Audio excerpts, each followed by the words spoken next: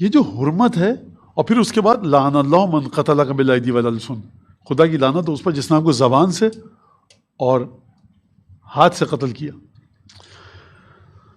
یہ بچوں کو سمجھائیے آپ کہ میں نے کئی دفعہ کہا ہے بڑا اہم مسئلہ ہے یہ. اگر نعرہ حیدری لگتا ہے تو اس طرح سے جواب میں یادی نہ کہا جائے کہ کسی صوفی بزرگ درویش کے عرس کا نعرہ لگ رہا ہے. خوب توجہ کیجیے گا، فرش اعضاء کی طہارت فرش اعضاء کی طہارت ہے. یہ میں یہاں پر الحمد نہیں لگتا. خوب توجہ کیجیے گا، وقار کے ساتھ، تہذیب کے ساتھ، تمیز کے ساتھ.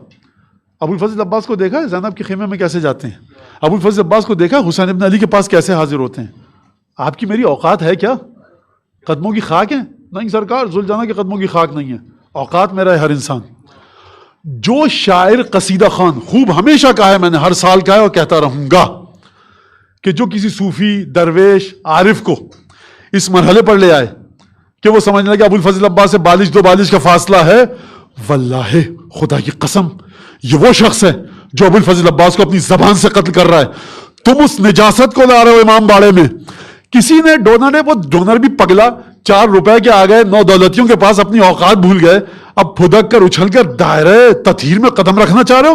اوقات میں رہو، اپنی پیسہ خرچ کرو وہاں پر کہ جہاں مادر گرامی سید الشہداء خوش ہو. آپ کو جس نے پیسہ دیا آپ گنگنانے لگے. کسی صوفی قلندر درویش کی اوقات کیا ہے ابو الفضل عباس کے سامنے؟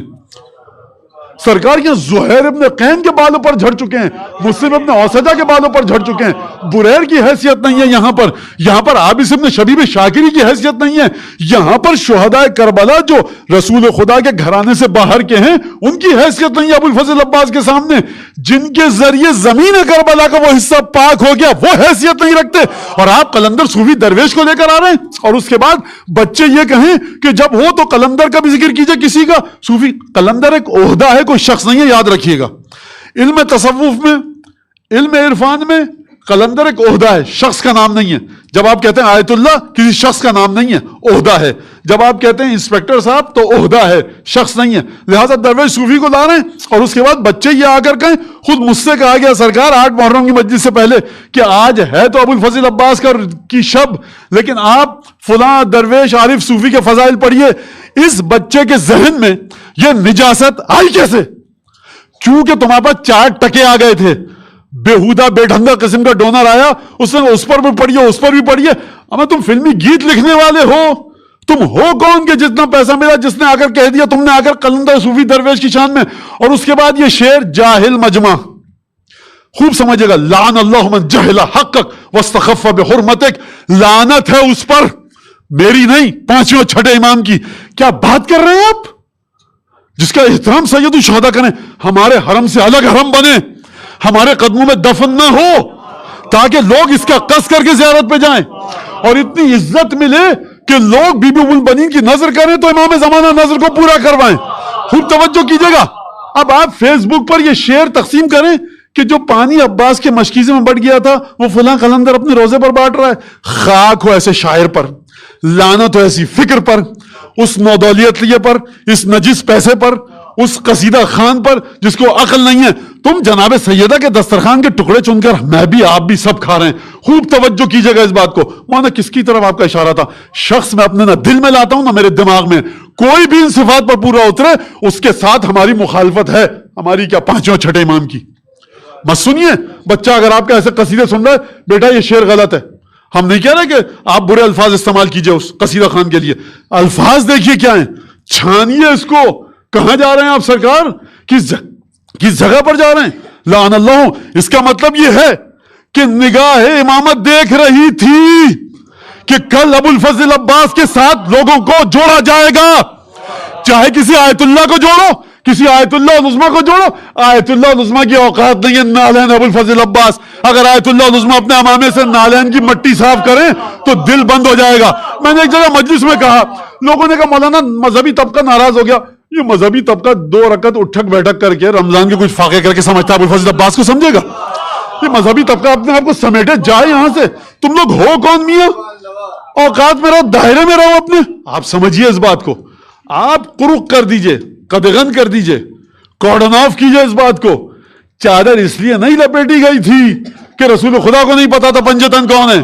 چادر اس لیے لپیٹی گئی تھی کہ قیامت تک کے لیے کارڈن آف کر دیا جائے، نہ یہاں سے کوئی باہر نکلے نہ کوئی اندر آئے۔ ایک چیز غلطی کا ازالہ کر لیجئے، ہم کسی صوفی درویش عارف کے مخالف نہیں ہیں۔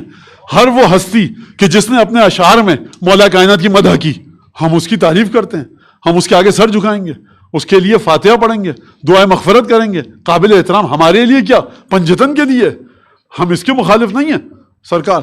لیکن ہم اس بات کے مخالف ہیں، دو انحرافات ہیں آج کل۔